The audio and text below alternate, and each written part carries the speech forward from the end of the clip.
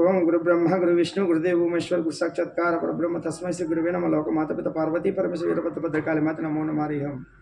ఏమన్నా వైసీపీ కార్యకర్తలు కానీ వైసీపీ ఎమ్మెల్యేలు కానీ కౌన్సిలర్లు కానీ మొత్తం వైసీపీ అభిమానులు తెలుసుకోండి ఒకటి, ఎవరు డబ్బు ఎవరికి ఇచ్చినారన్న ప్రజలతో అప్పు చేసి ఇప్పుడు లక్షల కోట్లు అధికారికంగా అనధికారికంగా తెలియడంలే, దాదాపు 10 లక్షల కోట్లు పైన అంటారు. మళ్ళీ మీ అన్నగారు వచ్చే ముందర ఎంత ఉండే? 3 లక్షల కోట్లు పైనే ఉండే. చంద్రబాబు చేసినది ఏం చేసినాడు? అమరావతి ప్రారంభోత్సవం చేసినాడు, కొన్ని పనులు కూడా ఆరంభించినాడు. ఈరోజు కొన్ని పోయి అక్కడ చూసి అర్థమవుతుంది ఎంత తవ్వి ఇసుక తవ్వి భూములు తవ్వుకుంటా అక్కడ అన్నీ చూస్తున్నాం. అదే అసెంబ్లీని ఒత్తిపెట్టినాడు. అమరావతి కమ్మరాజధాని, అది కులాల పిచ్చి ఎవరికి ఉంది? మతాల పిచ్చి ఎవరికి ఉంది? మీ నాయకునికే ఉంది. చుట్టూ ఏ సామాజిక వర్గం ఉంది? రెడ్డి సామాజిక వర్గం ఉంది. ఏ రెడ్డిలు ఉన్నారు?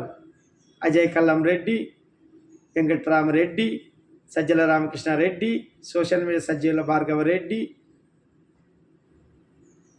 మిథున్ రెడ్డి, రామచంద్రారెడ్డి, అంత రెడ్డిలే ఎక్కువ ఉండరు కదన్నా. ఈరోజు ఒక ప్రభుత్వాన్ని పాలించాలంటే, ప్రజాస్వామ్యంలో చేయాలంటే ఐఎస్ ఐపీఎస్తో సూచనల మేరకు సలహాల మేరకు రాష్ట్ర అభివృద్ధి చేయాలి. కానీ మొత్తము ఈ పోసాని కృష్ణమూర్తి కానీ ఇంకా మిగతా వాళ్ళందరినీ మనం ఏమిటికి పెట్టుకున్నాం నాన్న? కోర్టులో దాదాపు 5 ఏళ్ళలో 600 కోట్లు పైన ఇచ్చినారు. ప్రజాధనాన్ని ఇచ్చి మన భజన చేసుకోవడానికి పెట్టినారన్న. భజన చేస్తే రాదన్న పేరు ప్రజల నుంచి రావాలా, ప్రజల గుండెల్లో నుంచి రావాలా. చంద్రబాబుకి వచ్చింది చూసినారు కదా, ఆయనది విజను భవిష్యత్ తరానికి ఉంటుంది. ఇప్పుడుండే జనాలకి ఏమర్థమవుతుంది? ఆ రోజు ఆ విజన్ ఇప్పుడు హైదరాబాద్లో కనపడుతుంది కాబట్టి ఈరోజు తెలంగాణ కోసం అంత కొట్లాడి సాధించుకున్నారు వాళ్ళు. తెలంగాణ రాజధాని రావాలంటే ఎంత కష్టపడాలి, ఎన్నేళ్ళు కష్టపడాలా? ఒక బాహుబలి సినిమా తీయాలంటే 2 ఏళ్ళు కావాలి. ఇచ్చిన 5 ఏళ్ళలోన భూసేకరణ చేసేకి, రాజధాని ఏర్పాటు చేసే తలకల్లా అర్థం కాకుండా ఒక్క ఛాన్స్ అని ఇచ్చి పాదయాత్ర చేస్తే మోసపోయి ఇన్ని ఈడీ చెట్టు కేసులున్న ఇంత 48,000 కోట్ల కేసులు అమౌంట్ ఇది ఈడీ ఉన్న ఇవన్నీ కేసులు ఉండే వాళ్ళకి అధికారం ఇచ్చిన ప్రజలు ఎంత జ్ఞానవంతులో చూపించాడు మన ఆయన. మీ తెలివి ఇట్లుంటుంది. అందుకే మనం ఊడిగం చేసినాం. వ్యాపారం చేసుకున్న బ్రిటిష్ వాళ్ళకి ఊడిగం చేసినాం 200 ఏళ్ళు. మొఘలులకి మనలో ఐకమత్యం లేక ఊడిగాలు చేసినాము. దాదాపు 1000 సంవత్సరాలు మన బానిస బతికే సాధ్యమైంది. మనం తినకూడదు, పక్కోడు తింటే పర్వాలే. మన అన్నదమ్ములు తినకూడదు, ఎదురింటోడు తింటే పర్వాలే. ఎందుకంటే అదే మనకు నాశనానికి కారణమవుతుంది. పాకిస్తాన్ పక్కన చైనా బాగుపడినా పర్లేదు, మనం బాగుపడకూడదు. ఇప్పుడు సోకాళ్ళు అందరూ ఇదేగా చెప్పేది. ఇప్పుడు కమ్యూనిస్టులు కానీ అందరూ చైనాకి ఎందుకు వత్తాసు పలుకుతారు? చైనాని చూసి బుద్ధి తెచ్చుకోండి. చైనా ఈరోజు అంత డెవలప్ అయినా వాళ్ళ మాతృభాషను ఎంతో గౌరవిస్తున్నారు. చైనా ఇంగ్లీష్ ప్రాధాన్యం ఉంది ఆడ. ఈరోజు మన భారతదేశంలో పుట్టి సంస్కృతి సాంప్రదాయాలకు నీలమైన దేశంలోన మన గౌరవాన్ని మాతృభాషను గౌరవించుకుంటా ఇంగ్లీష్ మీడియం పెడతారా? ఏమి ఇంగ్లీష్ నేర్చుకోలేమా అని అనుకుంటే నెలలో నేర్చుకోలేమా, అనుకుంటే వారంలో నేర్చుకోలేమా? హిందీ అయినా ఇంగ్లీష్ అయినా ఏదైనా నేర్చుకోలేం.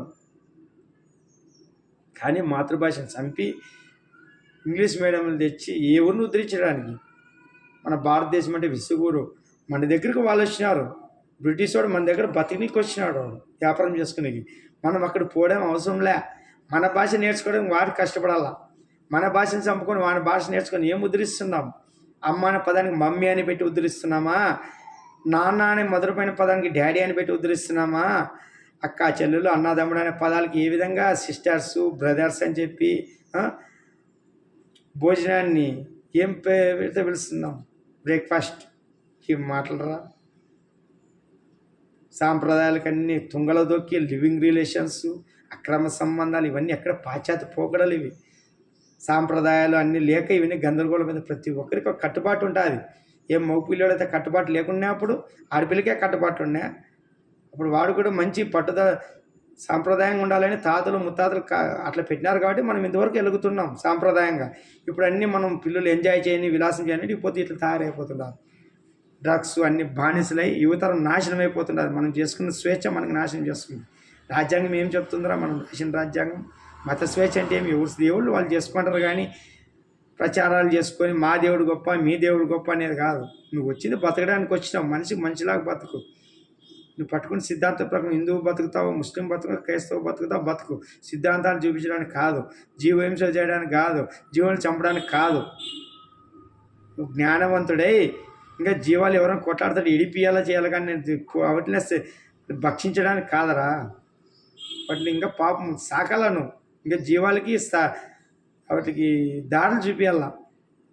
వాటిలో కూడా అడవిలో కూడా దూసుకుపోయేది, అడవిని కొట్టేదే, ఎర్రచందనం కొట్టేదే, కనిపించినవన్నీ విలువైన వస్తువులు కొట్టి స్మగ్లింగ్ చేసుకుని వ్యక్తిగతంగా లాభపడుతూ అధికారం వివాదాలు చేసుకొని వ్యవస్థలను మేనేజ్ చేసుకొని ఈరోజు జగన్ రెడ్డి గారు ఏమంటాడు, నా మీదకి ఇంతమంది వస్తున్నారు అంటాడు. నువ్వేం మామూలైన వ్యక్తినా?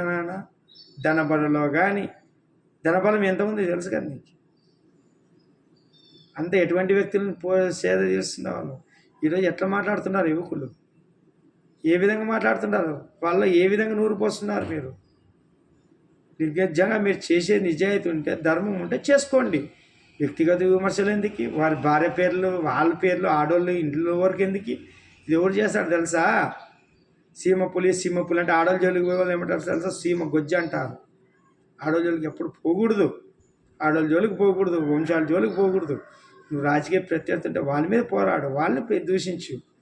ఏం రాజకీయం నువ్వు ఒక్కడే చేయొచ్చా? నువ్వు ఒకడే పాలించాలి 20-30 ఏళ్ళని ఎవరని చెప్పినారా? ఆ రోజు కాంగ్రెస్ అడ్డుకునిందా? నువ్వు పార్టీ పెట్టినప్పుడు టీడీపీ అడ్డుకునిందా? ఎవరైనా జనసేన అడ్డుకునిందా? ఎవరు అడ్డుకున్నారు? నువ్వే పెట్టుకున్నావు. ప్రజా పార్టీ అప్పుడు వీళ్ళందరూ ఏమైనా అడ్డుపడినారా నీకు? అన్ని పార్టీలు స్వేచ్ఛ ఉంటుంది కదా, నీకు అందరూ స్వేచ్ఛ ఇచ్చినారు కదా. నువ్వు ఆ రోజు పాదయాత్ర చేసేదానికి టీడీపీ ప్రభుత్వం ఎంత కట్టుబడి చేసింది, కట్టుబద్ధతగా. తర్వాత నువ్వు మీటింగ్లు పెట్టుకున్నా ఏమన్నా ఎన్ని విమర్శలు చేసినావు ముఖ్యమంత్రి గారి మీద. విద్యుత్ ఛార్జీలు తగ్గిస్తానన్నావు, పెట్రోల్ డీజిల్ ధరలు తగ్గిస్తానన్నావు. ఆ రోజు ధరలు ఎంత ఉండే తెలుసా? ఈరోజు నీ ధరలు ఎంత ఉన్నావో తెలుసా? ఎన్ని రేట్లు పెంచినావో తెలుసా?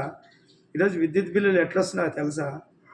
ఆ రోజు లిక్కర్స్ది ఎంత ఉండే తెలుసా? అదన్నా కంపెనీవి ఒక బ్రాండెడ్ కంపెనీలు అమ్ముతుండ్రు.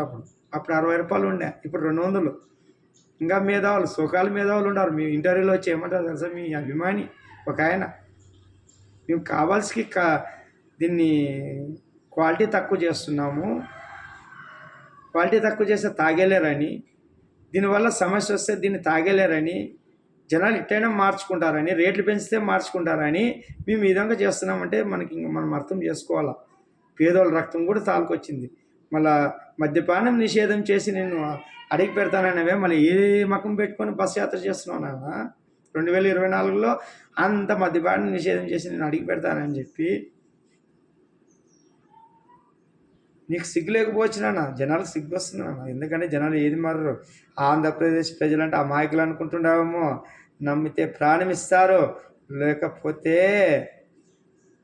పాతాళానికి తొక్కుతారనా ఏమనుకుంటుండవు? ఇక్కడ ఉండేది ఎవరు?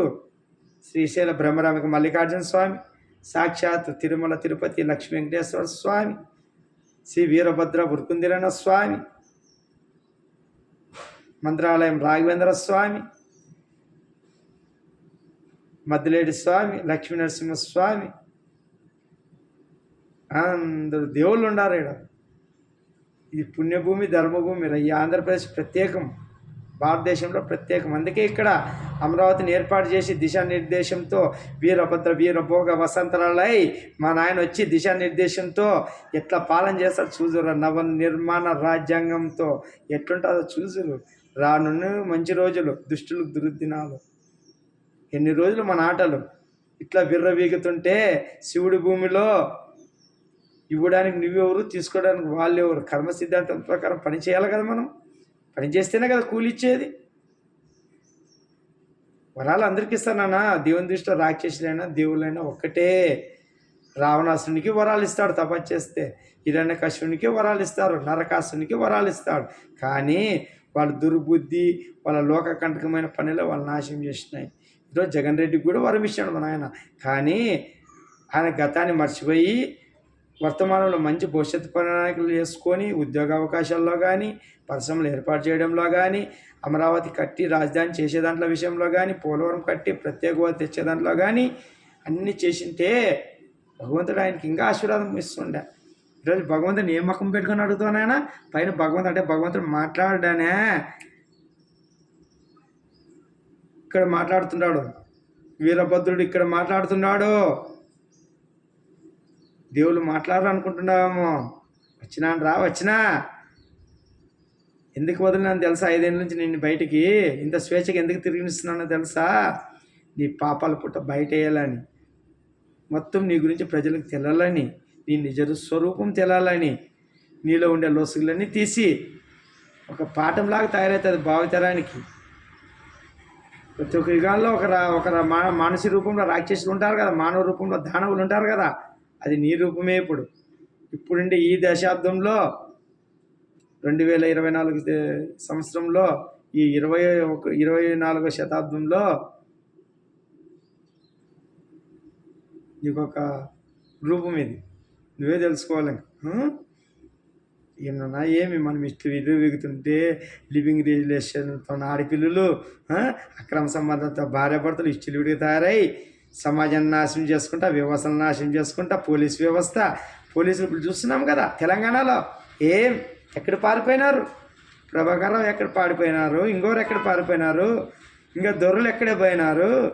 తెలంగాణ నాది దొరల పాలన చేస్తే వీరభద్రుడు దిగి ఎట్లా మొదలుపెట్టినాడు చూసినావు కదా.